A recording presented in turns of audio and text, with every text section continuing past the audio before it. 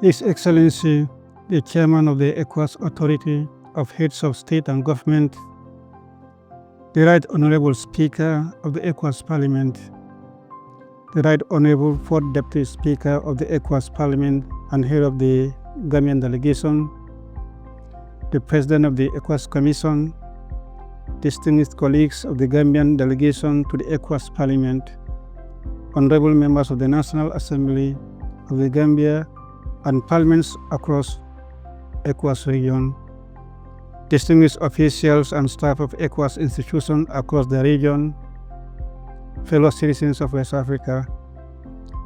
It is both a privilege and solemn duty for me to deliver this statement on behalf of my colleagues in the National Assembly of the Gambia as we mark 50 years since the founding of our community, the Economic Community of the West African States, ECOWAS.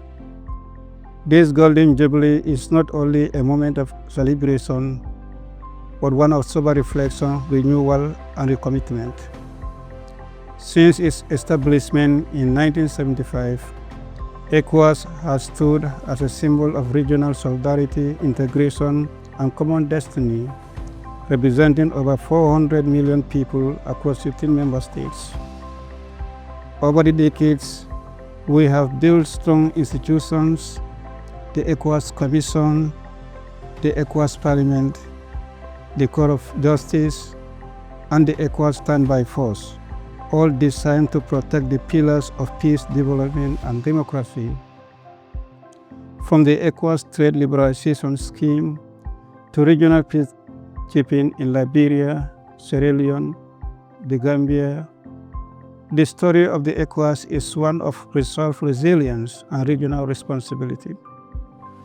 However, Excellencies and honorable members, our region is today confronted with one of the gravest threats to its foundational principles: the resurgence of unconstitutional changes of government.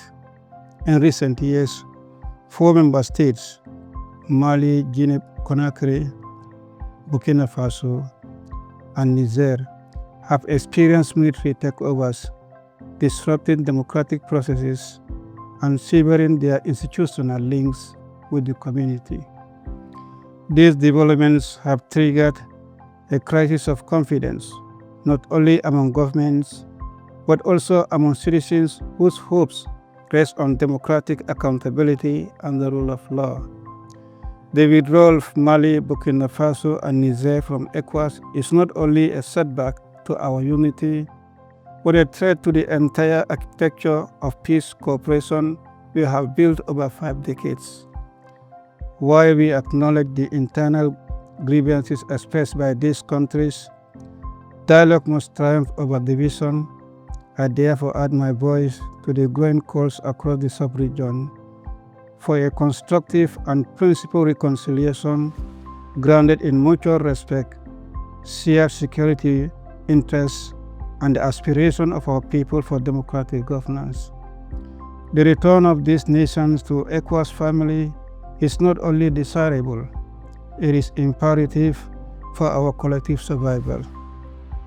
Excellencies, the region is also reeling from rising insecurity, violent extremism, and transnational threats. In the Sahel alone, over 10,000 people lost their lives in 2023 due to terrorist attacks and insurgent violence, according to data from the Global Terrorism Index. This is not a local crisis, it is a regional emergency. We must therefore intensify our collective investment in early warning systems, joint border security, and youth-centered development policies. But above all, let us understand that bad governance, marginalization, and weak state institutions remain root causes of insecurity and instability. A united ECOWAS must lead the way in restoring democratic norms, supporting transitions, and safeguarding civil liberties. Distinguished colleagues, as we honor this milestone, let us reaffirm our shared vision of borderless, peaceful, and economically prosperous West Africa. We must work harder to actualize the goals of ECOWAS Vision 2050, which centers on a fully integrated, peaceful, resilient community driven by its citizens. This vision cannot be realized without stronger parliamentary oversight, citizen participation, and greater intergovernmental solidarity. We must empower our regional institutions, provide adequate funding for our mandates, and foster inclusive decision-making, especially for women and youth who represent the future of our region. As we look to the next 50 years of ECOWAS, let this golden jubilee serve as a moment of deep reflection and renewed commitment. Let us build a community where no citizen is left behind, where borders connect rather than divide, and where peace, prosperity, and democracy become the lived reality of every West African. I thank you for your dedication and service to our region. Long live ECOWAS, long live regional solidarity, long live the people of West Africa. Thank you.